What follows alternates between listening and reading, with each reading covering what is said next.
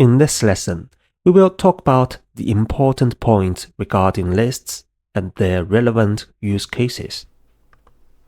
First, we must ensure that the list items in both ordered lists OL and unordered lists UL are wrapped with LI.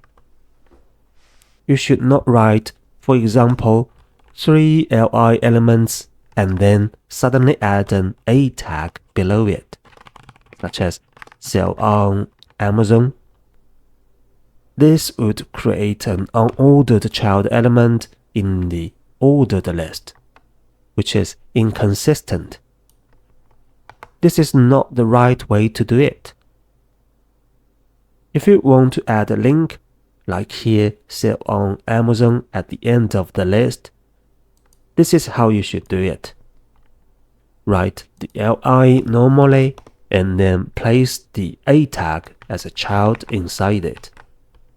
In other words, once you create an ordered list, all its child elements should be LI. If you want to add other elements, you can wrap them in LI. This is the first point. The same applies to LI in unordered lists. The second point is that you should avoid use LI by itself. For example, if you just use LI alone, it is incomplete. It lacks semantic meaning, and the browser won't know whether it is part of an ordered or unordered list. Third, lists can be nested. For instance, here, if you want to introduce JavaScript and discuss its common frameworks or libraries, you can do this. Inside an LI, add a span with the text JavaScript, and then include a nested UL with several list items, such as React, Vue, Angular. You can see the effect here.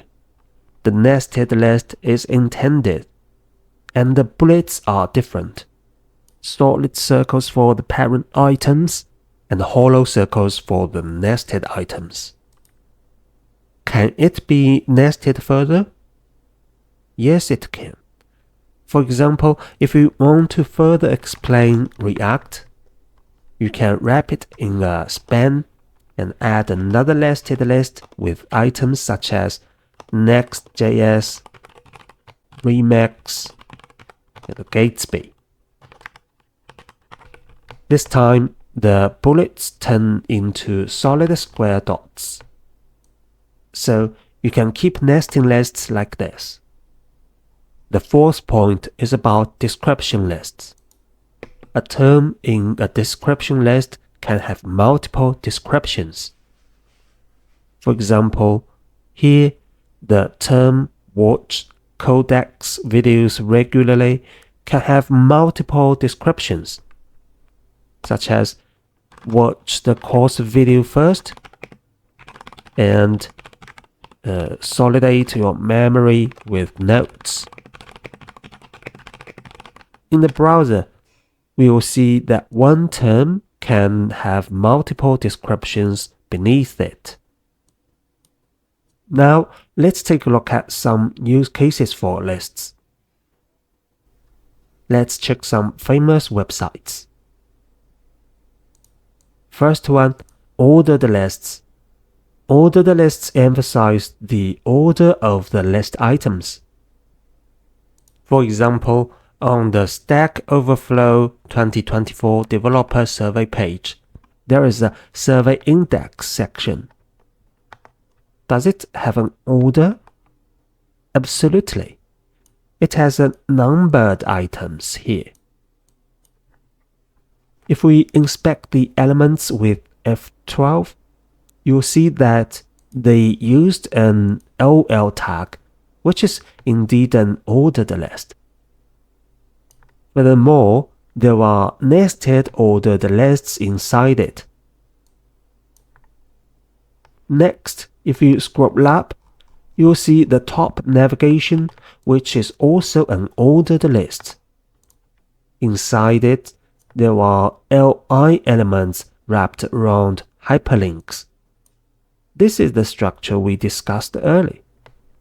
But here, the list is horizontally arranged, and the default numbers are removed. We will learn how to achieve horizontal layout and remove the numbers when we study CSS. Now, for unordered lists, let's open the Microsoft website. The top navigation uses an unordered list here.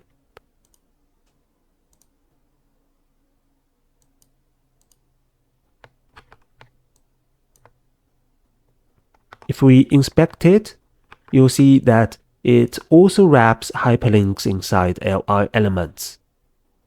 And the drop-down menu is also a nested UL.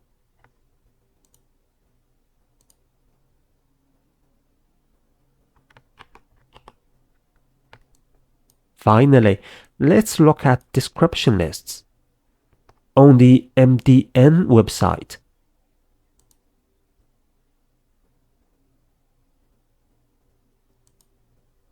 they use a lot of DL elements.